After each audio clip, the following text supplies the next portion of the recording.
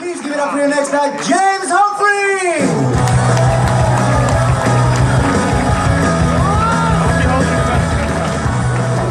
Alright. What's rhetorical? Whilst I was growing up, my dad taught me you can fix any technical issue by smacking it. TV on the fritz, smack. DVD player skipping, bang. Son diagnosed dyslexic, smock.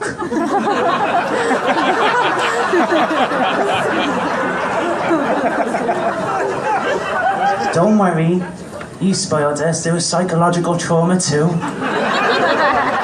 He used to do things like put on Stephen King's It, force us to watch it, and at the end go, oh, that was really real, time for bed. I remember one night I was struggling to sleep after my dad told me our family's prone to demonic possession. I went to go and get a glass of water and we had this huge clock at the bottom of the stairs and the thing flew off the wall. I shit myself and dived back into bed. The thing is my dad heard and he came to my room. I said, Dad, it wasn't me, it was a ghost. But he stared at me. Not because he thought I broke the clock, I'd now convinced him the house was haunted. Because he believes in all that bullshit. When my nan died, she was a heavy smoker. And every now and again you get a random waft of cigarette and you tap me and be like, James, your nan's yeah? I think, what, did she reincarnate as a packet of her favourite Golden Virginia? Seriously, he says stuff like that to me all the time. You say, Nan's up there, looking down on you, and she's proud of what? My bukkake collection.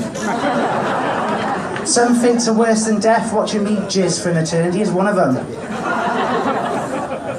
No, I still live with my parents, and I'm asthmatic, which makes a sneaky wank difficult because it can hear me coming a mile away. Sorry, let me politically correct that. I stay at home and sexually assault single socks. Me Too taught me that, and it also made me look at my own history and realise I was someone who was often friend-zoned, which basically means being a friend to someone but thinking you're entitled to sex, which I guess is somewhat true. So I never did it with my male friends. I call one up, like, come up to my house, bring the joypad, we'll jump on the PlayStation. Oh, of course you can be player one. Only to be paid an hour later like, mate, I can't believe you haven't sucked me off yet. I left myself wide open on FIFA, you're a fucking dick tease, mate. The thing is, I used to get friend zoned so often. With my current girlfriend, I instantly made her aware I was interested with cute things like poetry. I love your eyes, your smile, your hair. I want to bend you over the arm of that chair. The thing is, though, when we did get together, we both quickly discovered that I'm smooth, hot-blooded, 100% raging asexual. Sex? Huh, I can take it or leave it.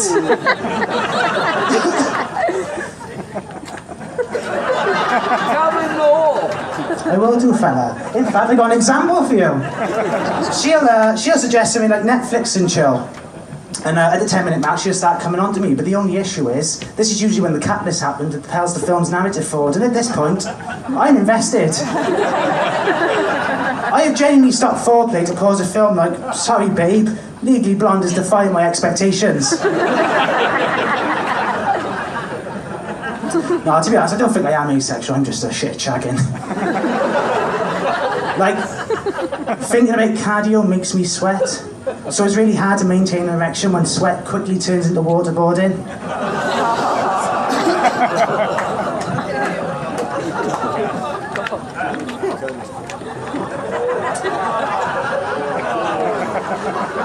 To be fair, I think there is a reason for my vagophobia. I personally blame sci-fi movies, particularly, easy fella, maybe you get the reference, particularly the facehuggers from the Alien franchise. So for those of you who don't know, it's basically the monster that's vagina / spider, and it bursts out its egg and flies towards your face, and to be fair, it doesn't seem a bad way to go.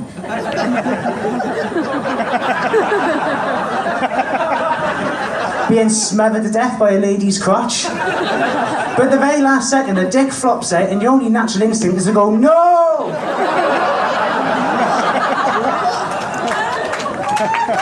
Listen, if us men can understand it, so can the aliens. No means no. Thank you, good night.